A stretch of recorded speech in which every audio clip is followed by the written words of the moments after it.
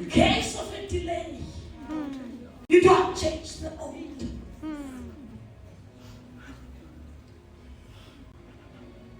uNkulunkulu angazi kwenziwa yini.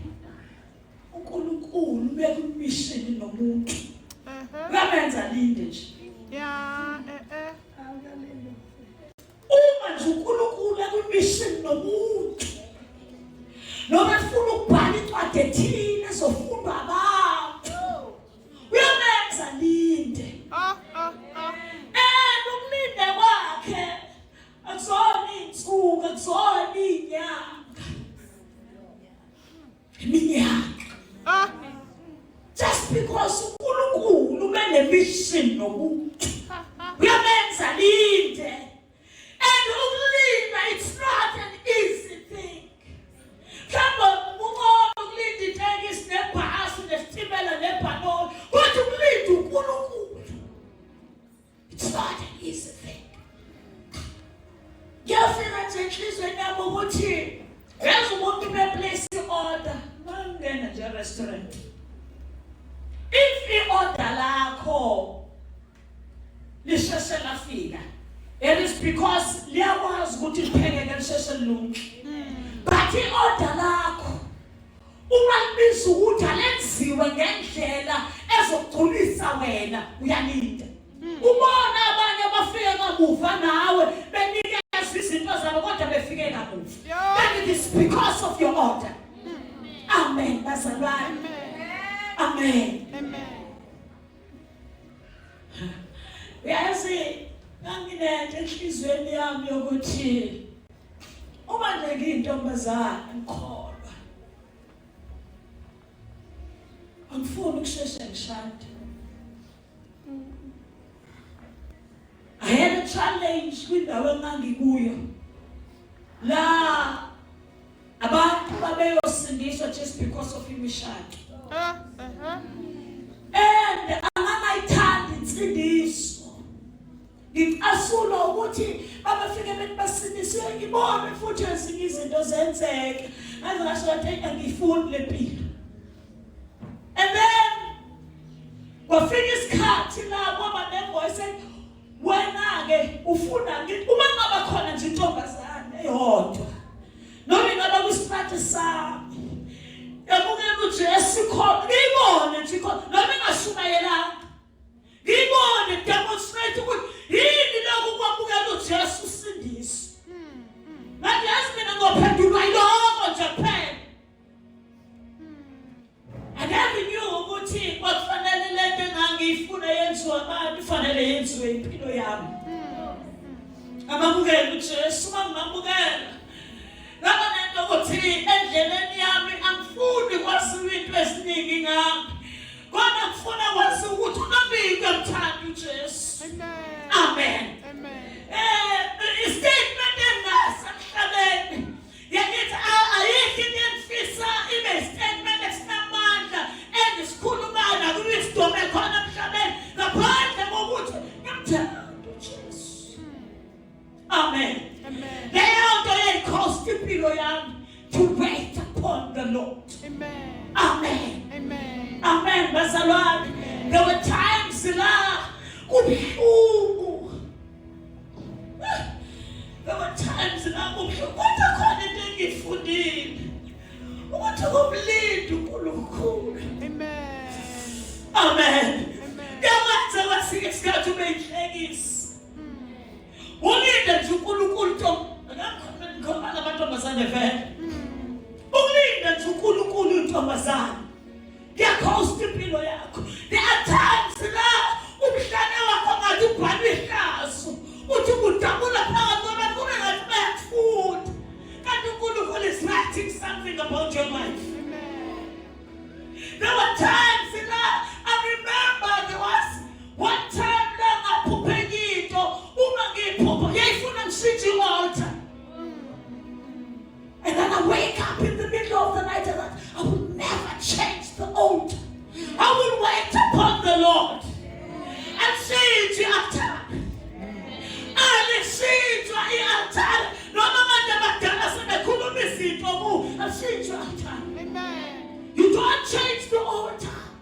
to wait upon the Lord. That is what I mean. Abraham waited for the Lord. He prayed in the 25. Any delay is time to Amen. Hallelujah. Kankulunkulu asifani nezinto zabantu. Uma ngethesa uNkulunkulu, ubula bukaNkulunkulu buhlakaniphile kunabantu. Unjani? Amen. Izinto ezibukeka ngathi siyathithiza.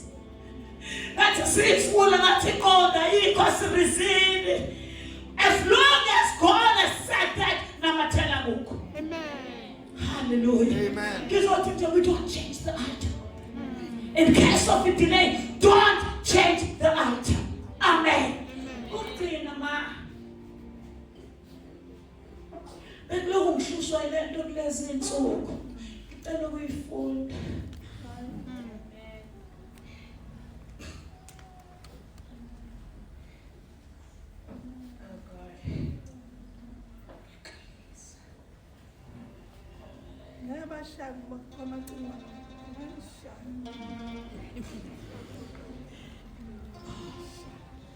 Isizulu sibeka kabuhlungu vele kuba ngathi yenzeni into. Ngicela ukuyifunda nje ngeslow.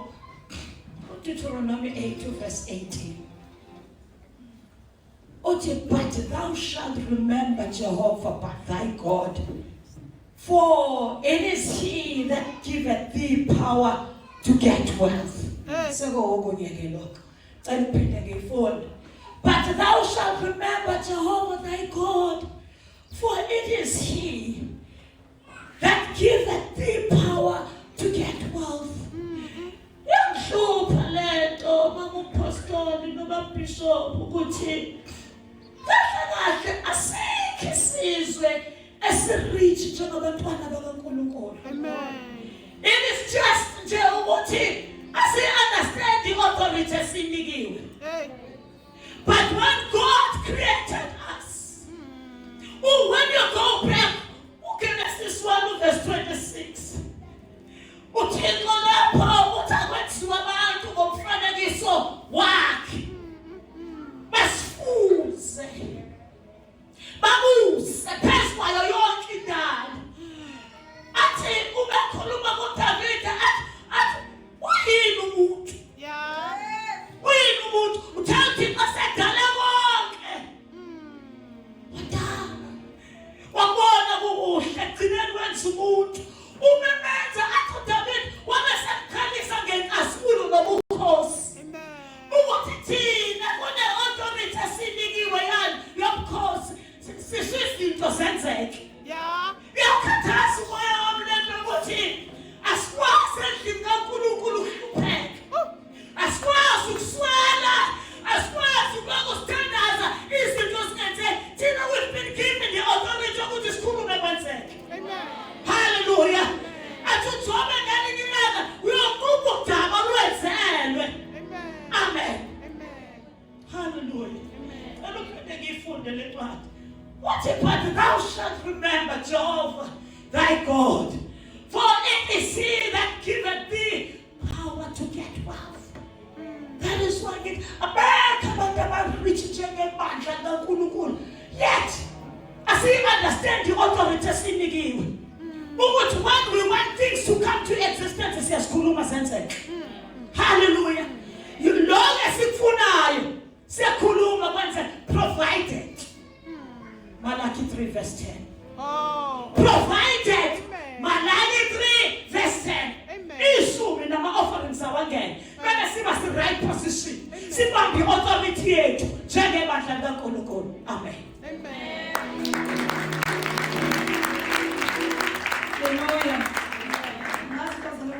God is just God. Amen. When we are in the house of God, let's have a suit. Amen. Ngiyazwa ukuthi angithi uma sicela umuntu engalanga phambili, two things happen. Uphuma izwi alikhulumayo nomoya wakhe.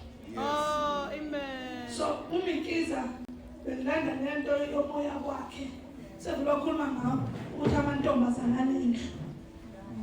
Akwazi ukuhlala alinde. Yeah. angashintshi i-order. Amen. Angadidwa amathenda afika kuthiwa o 1,000 rand elobhini ofuna umshado. Unento ezibuye zibe khona. So bengifuna lo ngxenye usevele wayikhuluma. Umuntu futhi I wanted le nto yakho ba strong njengomuntu wesifazane. Amen. Ungateteni. Sanibonani. Angiphinde ngabantu besifazane sexesha ngoba ukuthi they must be strong. So bengifuna lo isikhona isiyenzekile. Amen. Angibonge igama lenkosi uJesu. Hallelujah.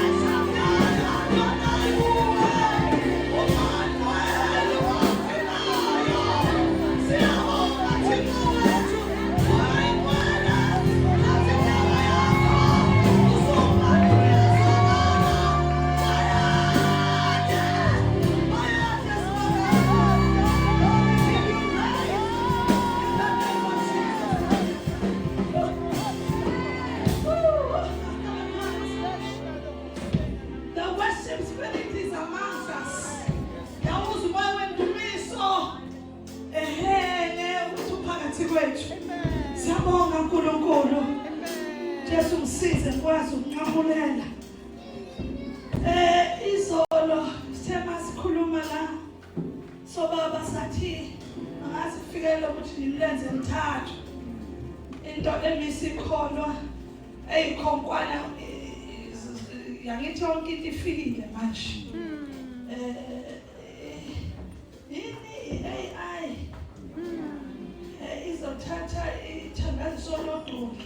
Jesu. Hayi great. Thandazo lodoli. Kanti ugcoba kwakuhlala phezulu lodoli. Yeah. Already we are suffering. Ukuthi i-technology inhle kodwa isiyenza abazalwane abangebaye enkonzweni bakhonza online. Kodwa isimo sibe sibavumela ukuthi baye online womuntu ongakwazi ukuya. Because njoba sila i-presence kaNkulunkulu ayifani nami ngikhonza ngisesithombeni esithize. Yeah. Amen. Yabona into engizwa la lethi ngiyayizwa into endumiso ukuthi igcwelile. Nawe ibuka awufani nami engikuyo into. Yeah. So isithi inkosi izolo ngifika la ithi ufuna ukugcizelela ukuthi ikhompani eziwu-3 whether technology whether amazinga yanyuka but never ever abangazi-remove lezi khompani eziwu-3 ezabe bahoyise. One, into yezwi likaNkulunkulu. Amen. 2, into yeprayer. Amen. Sikhuluma ngepraise ona. 3, into yendumiso. Amen. Ngisho into ela emoyeni wami ukuthi makulahleka lezi zinto ebandleni likaJesu we are nowhere to be found. Amen. Because our constitution, there is the constitution of South Africa esiyaziyo enemthetho yayo, but eyethu njengamaKristu ezweni lakithi siqhamuka kulo phela this is not our home. Thina siqhamuka ekhaya sine constitution enye ukuthi noma ikhona yase South Africa kodwa sibuye sigijime siyobheka kule constitution. We are the ambassadors of Christ.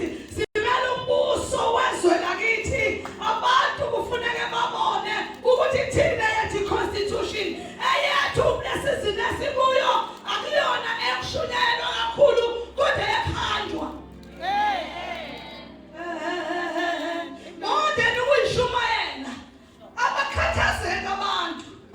Athi yazi ukuthi abantu abasonde kulela sonto kodwa bahluke ngayo. Yeah. Uzwe njani? Babingelana esidaba esidlulayo. Amadoda kithi. Abantu abadlula kulela sonto kodwa bahluke ngayo. Banawathanda singazi ukuthi bathathaphi.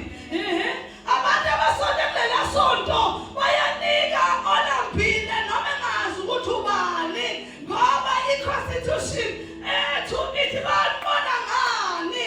Babona ngothando. Thina singabantu bothando. I-constitution does not say anything as a South Africa that much with love, but the word of God yalisho. Alibogwika malenkosi. Kinento ethi asifunda Hebrews chapter 4. Kumale ndizunthunje bese ngiyasuka ngoba into yami izolo eningi bishop ngizwe ukuthi ikhuluma kini. Yeah. Hebrews chapter 4, is it verse 22 or 23? Yeah, verse 23. No, chapter 4, verse 12. Jesus, don't mash on the ground. I'm not sitting bishop Langshire. Long John,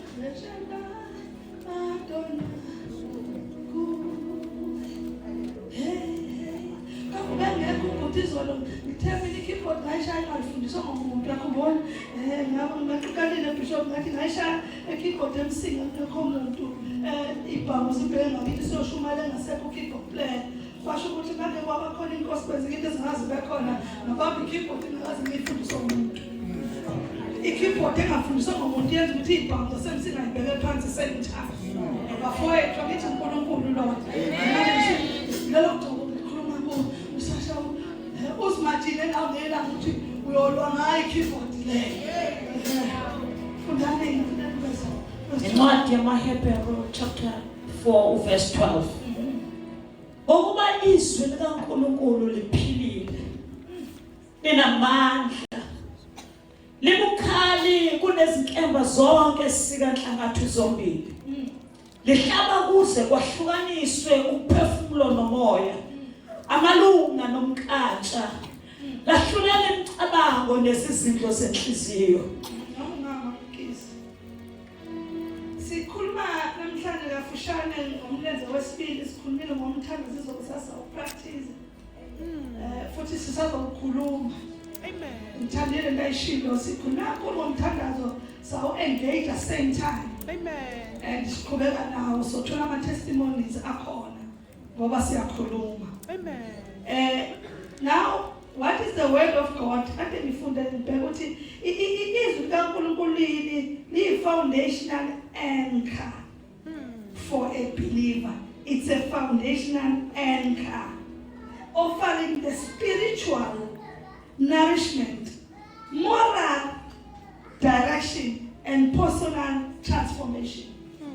Kusho ukuthi izwi likaNkulunkulu ilona elikwazi ukukhipha lithathe umuntu obehenye into ashithi foundation. Yeah. Uma kade founded on ukuthi ngifuza ubaba noma ngifuza umkhulu mayesabukela uJesu liyamsusa foundation yama family fundamentals limthathe limbeke kwethi foundation akhona uzodilwa naye aqalwe phansi kuyingozi ukuhamba indlela ende ususindisiwe ungazange wathathwa wabekwa ezwini lazodila nawe as an individual. Amen.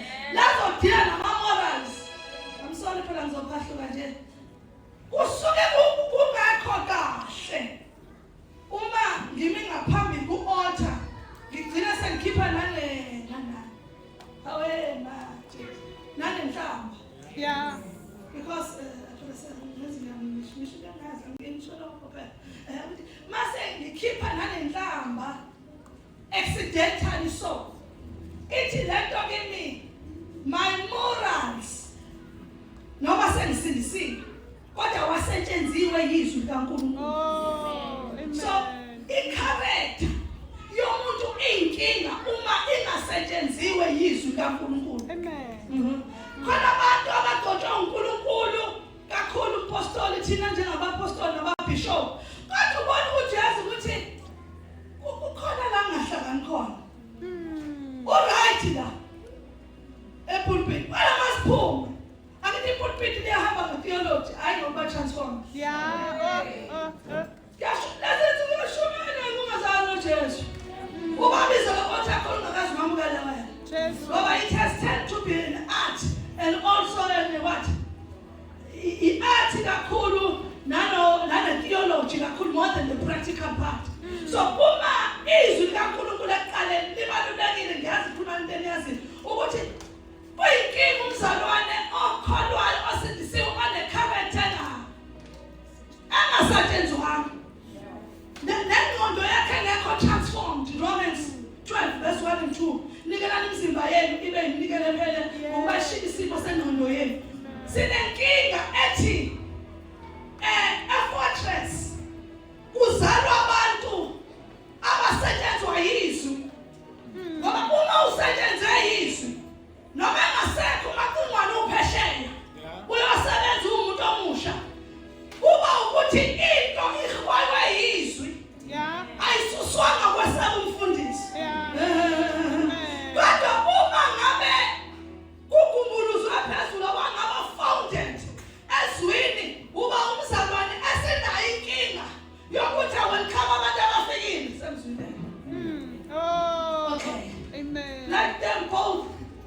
Let them.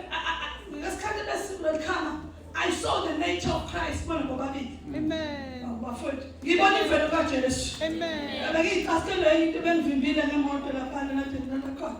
Kodwa ngithena ngibahaga uyazi ukuthi ngezinto emnandi. The nature of Christ. Uthando olubo lapha mina ngifika ngidinwa abantu abapakile. So into yezwi Yesu ukuthi ungabe ihlazo lomuntu oneminyaka u20 asindiswa. Kodwa le with point character ngifuna ngukharacter manje ngoba bengafuna ukukhuluma ngayo. I-character embarrasses ibanga kaJesu and i-character akulula ukuthi isetshenzwe umuntu kodwa isetshenzwe uNkulunkulu. Esebenza ngangezi. Lithi iBhayibheli lithini liyini izwi kaNkulunkulu likhali. Amen. Awubathu izwi kaNkulunkulu nje likhali. Uma likhali lihlaba nhlangothi zombili. Lihlaba ngapha nangapha. Umuntu ohlalisiwe ezwini lenkosi wafundisela. Asibi nayo problem ukuhamba sithi kuyisono lokho akuhambisani isono lokho. Ngoba izwi lidile naye.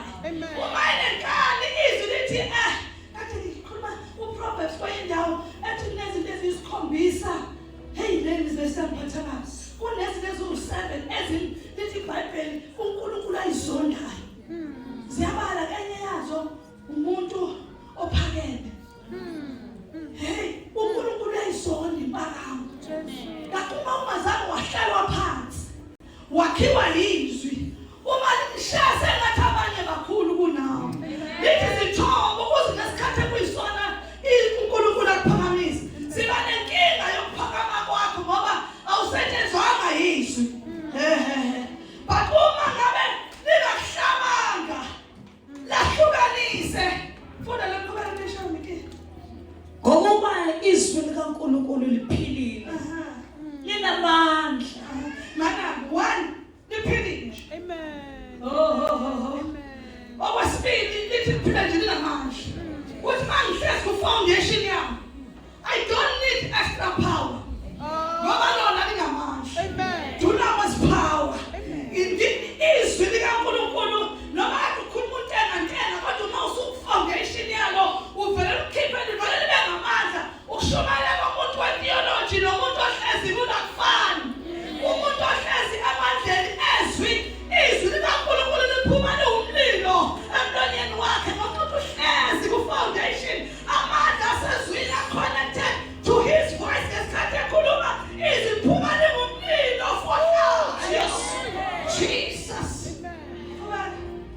libukhali kunesikemba zonke esikanhlangothi zombili. Mana-ke ingabe uma usuhamba nenhliziyo embi kanjani ngoba libukhali lihlaba lahlukanise yizwe hlala likhwela Lihlaba kuze kwahlukanisa umphefumulo nomoya, amalunga nomkantsha, lahlulela imicabango nesizindlo zenhliziyo.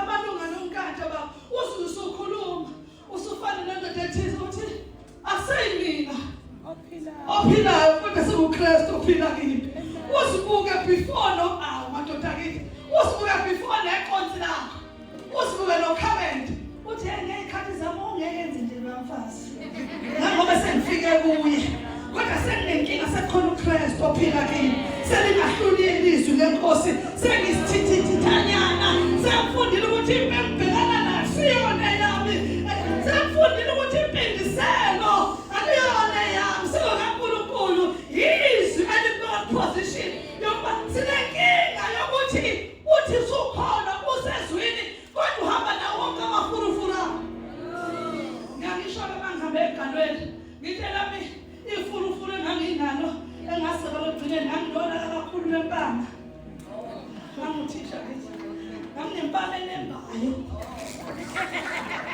nganginempama weJesu Kristu anginamba kulahle phansi ngayo abafundi baba sebebheke phansi umuntu ehlale evike ngoba ngizofika naye futhi nganginethoma lokuthi noma ungafika kodwa nase ngiyikhiphela ngazi ngiyikhipha kanjani Until ukufika ihlezi kulo. Athi manje ngisabona njani ngathi ngiyaphila. Athi manje uyabhoshumela. Athi ngiyathandela mvuselele. Wathi uzofubeza nabagulayo. Athi ngizobabeka. Wathi ake sibuke izandla. Athi ngenazi izandla. Athi manje ushaya ngazo abantu kabuhlungu very aggressive. Ngenhliziyo you can't lay the same hands. Yingakho iBhayibheli lisebenzisa uswazi. Enganeni higher grade not your own physical hands ngoba ezakhe izandla ziyaphilisa hey kwakuthi angibuyele eklasini kade ngayeshe noma uthile ngathi abafundi buya osomatekise ngibafundi bathi hey ngisiphethe ngaphi impama mfethu yona ngibafana baba ngongixolela isekho leyo mbala because awukwazi yabona izwi malisebenza aliva ukukhomsa abafuthi abanye kusebenza Ngakina ngalolanga ngaxolisa ngizana zami mfethu ngiyaxolisa ngisebenzise wonke ngicela Nkosi ungilaphela abafundi bami engabashana ngoba kusho ukuthi kahle kahle I was not a blessing to them. Yes, I was punishing them, but the way I was punishing was not according to his will. Befuna ngithathindu hayi baba great Lord kunjalo so izwi likaNkulunkulu liyasebenza lapho usetshenzwe khona futhi mase lisebenza uzibone wena uzibuke sengiyangibuke ngithi ho uyazi ngibekobeka leyo nto ngezwe uthando olusha ngoba into errong bamhla endaweni enterayo ngezwe uthando olusha liyasebenza izwi now liyini izwi likaNkulunkulu izwi likaNkulunkulu it shapes how Christians understand God's character and equip them to navigate daily life with wisdom and faith. Izwi likaNkulunkulu umuntu uma usezwini likaNkulunkulu understand the character kaNkulunkulu ubese ubana uyizwa umuntu uma ehlabelela ethi nabantu babone uhambiso kwakhe awumadoda uyizwa lethi uyazi ngiyafuna ukufana naye ngagagamela ngelina ngamwena and because of the wagagamela ngakwenza gagamela ngakwenza nokuthi uNkulunkulu ngicela ukhona uyicabanga ngicela ucabanga njengawe uzale bamasalenders kwabala kuleyo nto yayithi ngicela ucabanga njengawe ngathi mina sasathi ngoba ngibona umuntu engazijoka bala ngizwe lento ngathi ngangibikani insipho geze uyathanda uNkulunkulu ngalothando labantu engazibathanda kanjani ngabona okay my mind and my whole mind is what God is ngathi uNkulunkulu engeke okay kusebona kakhulu ngoba ngase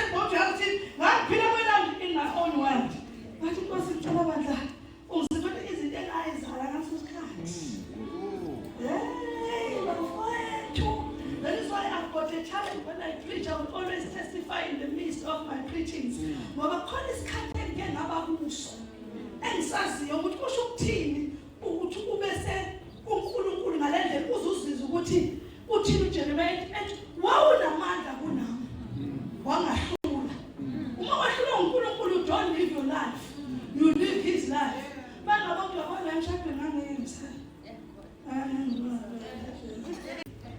izwi i-character yakho isetshenzwa yizwi ungabonanga uzibone noma ufuna ukucabanga ungasacabanga lendlela. But I just want to encourage bazalwane. I think I'm in a state like in the corner as the church of God. Let us go back and say, Lord, can we have our mind being transformed? Amen. It's very dangerous. We are living in a very toxic season. La khona into wrong. Igcotshwa ngorama nangoshukela. Ubayamukeleke yet iphambene nezwi kaNkulunkulu. But we need our minds being transformed to say, yes, it's acceptable. But ithina njengendlu yokhona azwayo ukuthi umoya uthi this is not correct. Yeah. But when we have our mind being transformed, sizoba olunye uhlobo okuzothiwa noma abantu bethi bayakholwa kodwa uyakholwa.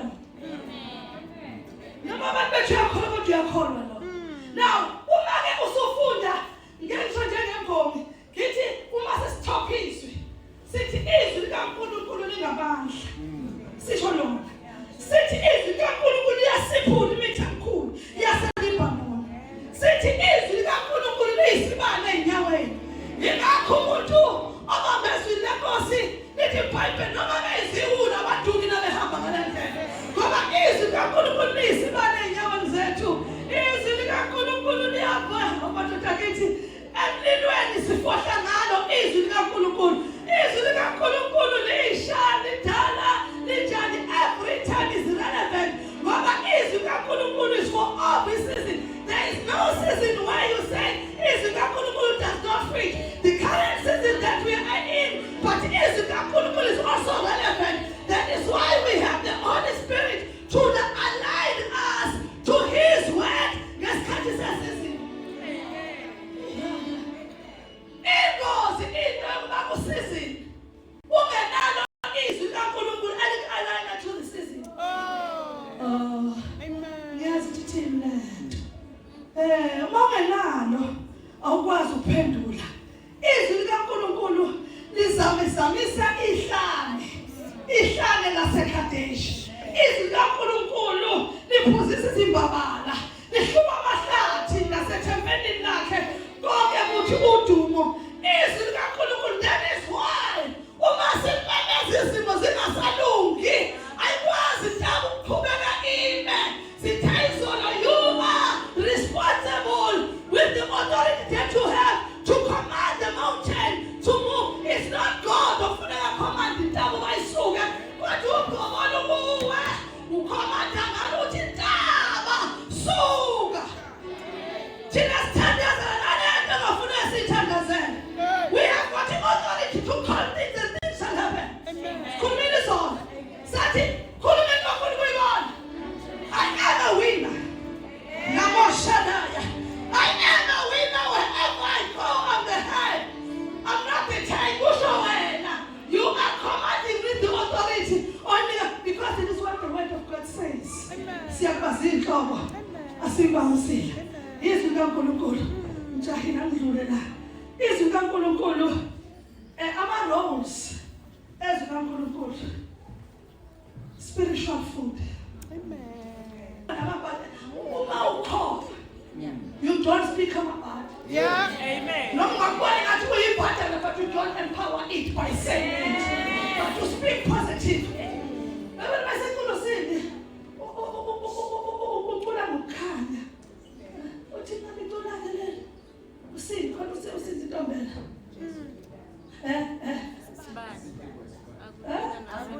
Nakho utabudinwa nasiba. Amen. uJesu liyama.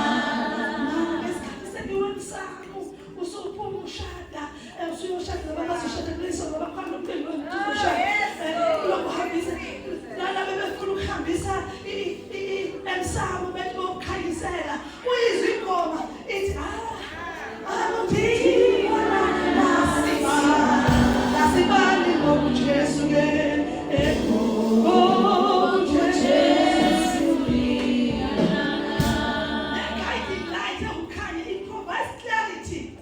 during confusing and difficult times. Lesikhathi ungasayibona indlela ukuthi uyaphi. Izwi likaNkulunkulu nokukhanya. Hawu madoda kithi. Wabheka kuyephethe bakhala. Ababhekanga ababhathi kodwa babheka kuye. Hawu madoda kithi. Thina yini eyenzuba uthi noma ungubinyana nje. Abantu abazingane kodwa uma ufika kuJesu into yezwi yenkazimulo ivele kwamboze uyibona seyichachamba ekuthiwa yazi umnyamana kodwa umchachamba ngoba into yokukholwa isenza sikhazi thina sabantu benkazimulo uma sifika kuJesu sihlabela inkazimulo yakhe nabethu wawunesidina ngelizwe lami unesidina wena kodwa uma sufika kuJesu inkazimulo will begin to draw people. That is why uma umntwana kaNkulunkulu khona usufikele enkazimulweni ujapa yilo lonke uhlobo labantu ngoba babona into ongasayiboni ngawo bafowethu yakhumbula yini indoda isangoma yini nakhumbula lo owayisangoma intombazana eyingoma lithi iBhayibheli babehamba abapostoli behamba ilokhu babemesa ibayintroduce isangoma sikintroduce umuntu waliyi-altar ngoba ama-altar wafana isangoma sasubmit kuNkulunkulu abapostoli yabathula laba amadodana kaNkulunkulu laba usho isangoma. If ungasayibona into yakho wabakwazi ukuthi uma umphambili noma uhambe emgwaqweni abantu abakubukayo bayambona olunguzefini akulunguza uma ungasayibona uzasebeyishobola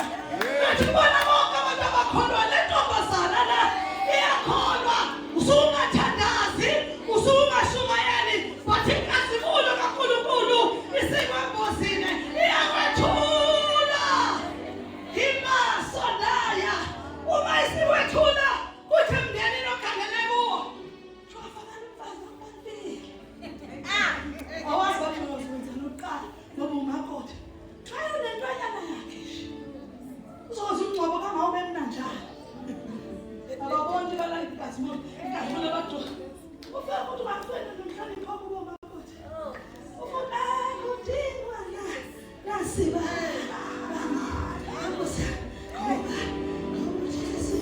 uJesu ulilana uzokuthi umuntu abathi shindu Mzulu makoti ngasho ngolutho uhlabeleli. Uthixo yenkazimulo kwembozayo. Ifakazana noma ungasho ngolutho. AuNkulunkulu ongcwele enamandla iy'mpayezi kaNkulunkulu. Noma ungakakhulumi liphuma ngezipho zomoya. Ukuthi lo uhlanga olukhethekileyo abafani nabanye abafazi abakhona. Gcina into yezwi ukuze libonakale. Amen. Okwesithathu okwenziwa izwi lenkosi. It's a defensive tool. It acts as a standard of truth and a defense against temptation and fear. Hallelujah. That's